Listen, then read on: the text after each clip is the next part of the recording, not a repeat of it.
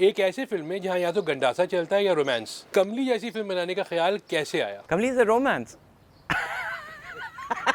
मुझे लगता है कि अंदाज़े बयां इज़ एवरीथिंग, वरना तो कहानियाँ ले दे के वही होती हैं, राइट? इंसान हैं, उनके कॉन्फ्लिक्ट हैं, कभी सेटिंग बदल जाएगा, कभी जेंडर बदल जाएगा।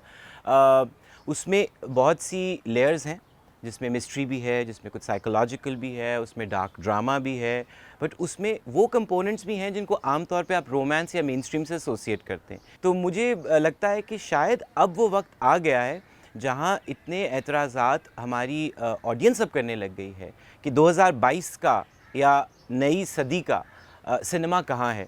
तो ज़रूरी नहीं है कि ये वो सिनेमा है, लेकिन कम से कम वो पुराने फार्मूला से हटना भी ज़रूरी है, क्योंकि शायद उस फार्मूले से उसका एक अपना वक्त था, अब उससे बोरियत ज़्यादा होना शुरू हो गई है। सानिया सईद, सबा कमर, निम्रा बुच्चा, 3 मंझी अदाकाराएं आपके साथ इस फिल्म में हैं। आपका काम आसान हुआ कि मुश्किल? मुश्किल सिर्फ शुरू की फ़ेज़ में होता है कि फिर इनके पास आप कुछ ऐसा वैसा नहीं लेके जा सकते, चल चलाओ।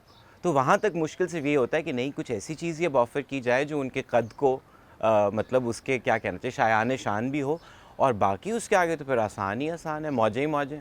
आप मॉनिटर पे बैठे हुए हैं, आपने कुछ ऐसी खुसर-फुसर करके कुछ बता दिया, यूँ करना है, यूँ करना है, बट इट्स मोस्टली जॉय। ज़िंदगी तमाशा की बात करें, वो फिल्म सिनेमा में अगर उसको मुश्किलात पेश आ रही रिलीज़ होने में, तो क्यों ना आप किसी OTT प्लेटफॉर्म से इसके हवाले से बात करें? और मैंने बहुत कोशिश की, ख़ास तौर पे जो बैनुल-अक़वामी वाले हैं, और अब उसमें परहेज़ क्यों करूँ मैं, अमेज़न, नेटफ्लिक्स, उनके जो भी ड्यू प्रोसेसेस हैं, एग्रीगेटर्स के थ्रू पिच किया, डायरेक्ट ऑफिसेज़ में पिच किया, कभी इनकरेजिंग जवाब नहीं आए वहाँ से।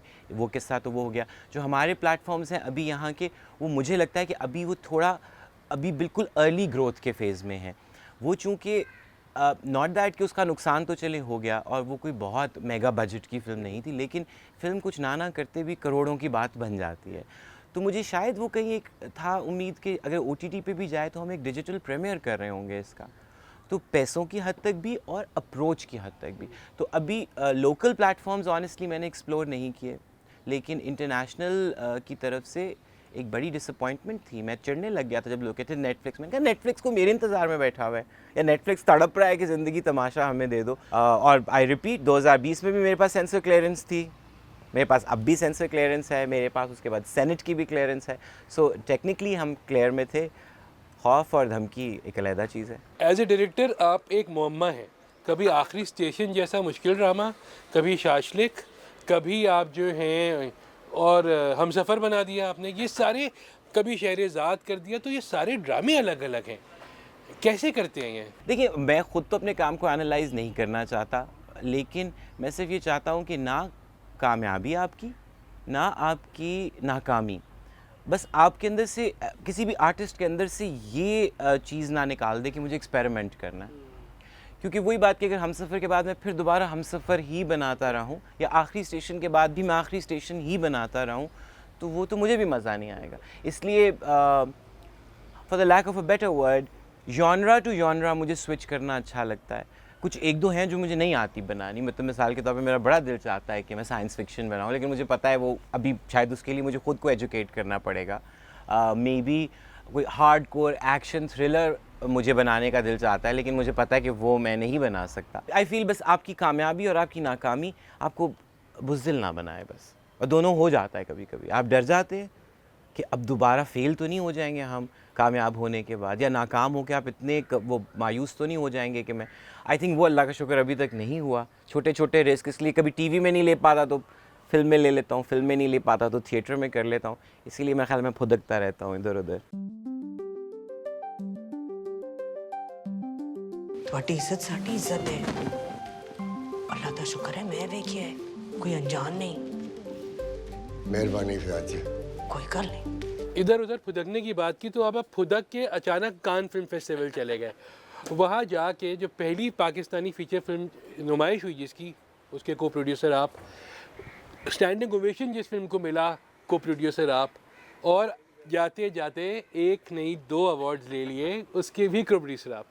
तो ये सिलसिला कैसे हुआ? इस फिल्म से आप जुड़े कैसे? जॉयलैंड आई न्यू कि मुझे कहीं ना कहीं उसका हिस्सा बनना है। साइम सादिक से बहुत पुरानी दोस्ती, बहुत पुराना शफ़क़त वाला एक ताल्लुक़ है। इट्स हिज क्रिएशन, मेरा सिर्फ एक सपोर्टिंग किरदार है उसमें, खूसट फिल्म्स का एक सपोर्टिंग किरदार है, but we are very very proud and grateful to the universe, to God कि we got to be a part of Joyland. पहले सबमिशन के वक्त तो मैंने ज़िंदगी तमाशा भी सबमिट की थी, वी डिडंट गेट एक्सेप्टेड। तो अभी जॉयलैंड की दफ़ा भी कुछ फियर था, द डेट गॉट सिलेक्टेड, मैं तो उसी दिन से बस उसको छुपा के रखा हुआ था। Just being there, seeing the world watch it, हमारी कहानी, हमारी ज़बान, हमारे लोग, I think it's a big achievement for Pakistan and it's a big ray of hope for Pakistani cinema. Film की ट्रीटमेंट, फिल्म का मौजू सब डिफरेंट है, तो आपके ख्याल में पाकिस्तान में आप रिलीज़ जो है सिनेमा में करना चाहेंगे या फिर अगर OTT ने, क्योंकि अब तो उनके पास कोई दूसरा ऑप्शन है नहीं। पता नहीं उमर, मुझे लगता है कि फ़िल्म जो है ना, वो जो स्क्रीन पे दिखती है वो आधा एक्सपीरियंस है, बाकी का एक्सपीरियंस वो हॉल है, वो लोग हैं, वो इकट्ठे मिलके ताली, हंसना, रोना, वो जो सिनेमा एक्सपीरियंस है ना फ़िल्म को देखने का, उसका कोई नेमल बदल नहीं हो सकता। तो OTT श्योर कन्वीनियंस है। OTT तो एक बड़ा अच्छा आई फील कि एक आर्काइव करने का तरीका बन गया है कि जब सब अब आपने सिनेमा का एक्सपीरियंस लोगों को दे दिया, तो then it should be a collection का तरीका कि अब आप किसी OTT पे डाल दें, डिजिटली कहीं पे वो सेव हो जाए film. But I hope for a theatrical release, we will try our best. गुज़िश्ता दहाई के बेस्ट ड्रामों की जब बात होती है तो सबसे पहले नाम आता है हमसफ़र का। कैसा लगता है आपको जब लोग आपके काम को अच्छे अल्फाज में और टॉप ऑफ द लिस्ट याद करते हैं? अच्छा लगता है, आई मीन बहुत अच्छा लगता है मुझे। जितना मैं उसके लिए शुक्र लोगों का, अल्लाह का करना चाहता हूँ, साथ ही वहाँ से मेरा लेसन वही था कि लेकिन अब मैं सेफ़ प्ले नहीं सिर्फ कर सकता, मुझे दोबारा हमसफ़र नहीं बनाना। बना, वो कैसे बना, वो एक टीम ने बनाया, मैंने अकेले ने नहीं बनाया ऑफ कोर्स, बट वो कामयाबी जितनी अनयूजुअल थी, आई थिंक उसमें से उतने ही लेसन सीखने के लिए भी थे, क्योंकि उसके बाद फिर मैंने बहुत से ड्रामे बनाए जो बहुत अच्छे नहीं भी बने मुझसे, लेकिन मैंने ट्राई करना नहीं छोड़ा। मतलब उसके बाद जब मैं मंटो बना रहा था for example, a lot of people who are my friends और खैर ख्वाह लोग हैं जो वो ये कहते थे कि सुसाइड है, मतलब this is not something for the message, ये टीवी पे चलेगा भी नहीं, और जितना वक्त तुम इसको दे रहे हो 2-2.5 साल, तो उतनी देर में your career will be. I was like I don't know, जितना मैं हमसफ़र करते हुए उसमें बिलीव कर रहा था या मेरे शकूक व शुबहात थे, इधर भी उतने ही हैं, but I feel a connection with it. So या Humsafar has a special place for me, very special. तकरीबन 2 दहाइयाँ माशाल्लाह, बल्कि उससे भी ज़्यादा का अरसा आप गुजार चुके हैं इस इंडस्ट्री में। किस अदाकार के साथ काम करके सबसे ज़्यादा मज़ा आया और किसके साथ काम ना करने का अफसोस है? काम करके मज़ा मुझे बेशतर लोगों के साथ आता है, आई विल बी ऑनेस्ट, और इसीलिए मैं शायद रिपीट करता हूँ फिर एक्टर्स को। और शुरू में मुझे लगता था कि इस एतराज़ को मैं बुरा समझता था। मैं कहता हूँ अगर मैं डॉक्टर होता तो क्या मैं अपने ट्रस्टेड स्टाफ के साथ ही सर्जरी ना करता हमेशा? मैं क्यों ना, मतलब मेरा जो कॉम्प्लिसेस हैं वो हों जिन पे मैं रिलाई कर सकता हूँ, जिनके पीछे कभी छुपना हो तो छुप सकता हूँ, जिन पे कभी सहारा लेना हो तो ले सकता हूँ। तो उसमें अनगिनत लोग हैं, beginning with Nadia Afghan, Nauman Ijaz, Sania Saeed, Nimra Bucha, Mahira, Fawad, then Momina Duraid, Babar Javed. I am just actors नहीं, सिर्फ ये सब वो लोग हैं। सो बेशतर ये ऐसे लोग हैं जो मेरा ख्याल है ना सिर्फ अच्छे अदाकार हैं, ये समझते हैं कि ये मिलके करने वाला काम है। जो अफसोस है वो अभी नए लोगों में से, जैसे पता नहीं, मुझे बार बार जब मैं उसका काम देखता हूँ तो मुझे होता है कि नहीं, हमें जल्दी काम करना चाहिए, क्योंकि कुछ एक आध रोल है मेरे जहन में जो मुझे लगता है कि वही कर सकती है। That's Iqra. I am a huge fan of Iqra, and Iqra के साथ अभी तक, लेकिन वो अफसोस, उम्मीद है कि बहुत जल्दी अफसोस नहीं रहेगा। और अगर वैसे कोई बहुत शदीद कलक है दिल में, मुनव्वर ज़रीफ साहब के साथ, हाय अली जाज साहब के साथ, खालिदा रियासत के साथ, और भी बहुत सारे नाम हैं, लेकिन 4 ये वो हैं जो, सलीम नासिर साहब के साथ। ये 4 लोग ऐसे हैं जिसको काम नहीं, बस मैं चाहता हूँ शायद मैं कि कोने में खड़ा होकर सिर्फ देख लेता, कि ये हाथ लगा लेता कि ये कैसे हैं, ये वो जो, I mean what legends. And I know ये बहुत एक डाइवर्स सा वो मैं आपको बता रहा हूँ, मगर ये वो लोग हैं जिनका काम जब मैं देखता हूँ तो वो जादू आपको असर करता है ना, जिनका।